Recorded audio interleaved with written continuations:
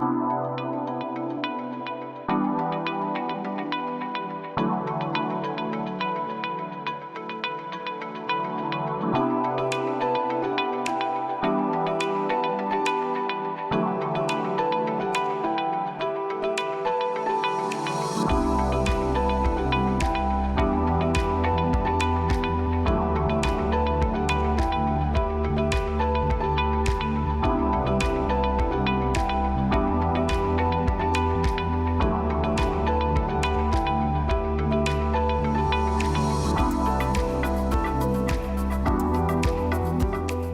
what really motivates me is being able to make an impact. Having the freedom, the ability to actually drive change and build a sustainable business for the future. Some of the entrepreneurs that have inspired me in the past, I've been very fortunate to be able to work with a number of entrepreneurs.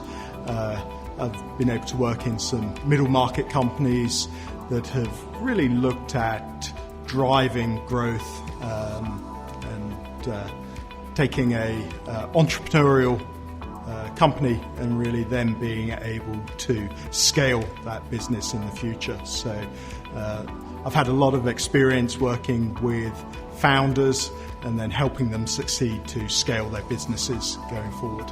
So marrying the benefits of a larger corporate organization with that entrepreneurial spirit and flair.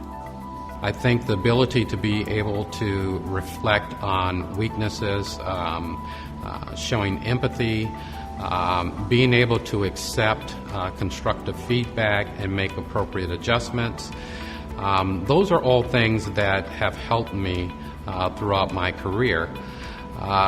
The other thing that I think is important is making sure that I've always tried to treat people with dignity and respect, regardless of the situation. And that includes coworkers, peers, that includes clients, customers. So I think that, making sure that you're treating people appropriately with dignity and respect, again, part of those soft skills has been a really good part and important part of my success. So I always knew it was important to know your customer, but what I'm really learning is how important it is to stay close to your customer and to listen well. When you listen well to your customers, you're going to get some great ideas.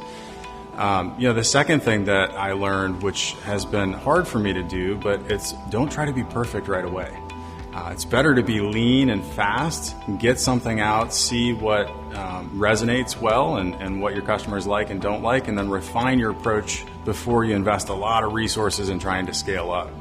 So one way that we did this was we had a temporary pop-up shop in Kenwood Mall where we tested out a variety of different products, different colors, different styles to see what customers liked best, and then we refined our assortment accordingly.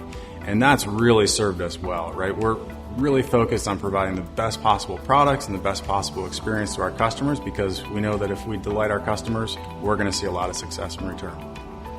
I think doing things for the right reason. I think if you're, we're members of the Shark Tank generation, and I think that if you're trying to hit a financial goal or trying to get a company big enough to sell for $100 million or whatever the financial aspect of this, I think that you're doing things for the wrong reason.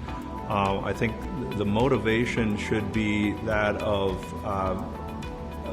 betterment of mankind, or helping people, or doing things for the right reason. I think the motivation needs to be the number one thing. The number two thing, I think, is surrounding yourself with a proper team. We as individuals probably don't have the skill set to know everything to start a business. Know when to ask for help, and ask for help frequently. I think the third thing is learning from your mistakes. We all will make mistakes, and we will make them frequently. It's not a point to quit, but it's a point to pivot and learn from your mistakes and really shine. And I think if you do those three things, I think your success rate goes up significantly. Courage certainly comes to mind. You have to be, so many things. In my opinion, you have to be courageous, and you have to be parental and approachable and accessible. You have to be a good listener. You have to be very supportive. It's, I think, in terms of scale and in the terms of really doing anything entrepreneurial requires other people other than oneself. So you have to be as much about other people as you are yourself, and more of a giver than a taker, and more a servant than a leader sometimes. It takes a whole lot of different talents, all kind of blended together into this unique thing they call entrepreneurship.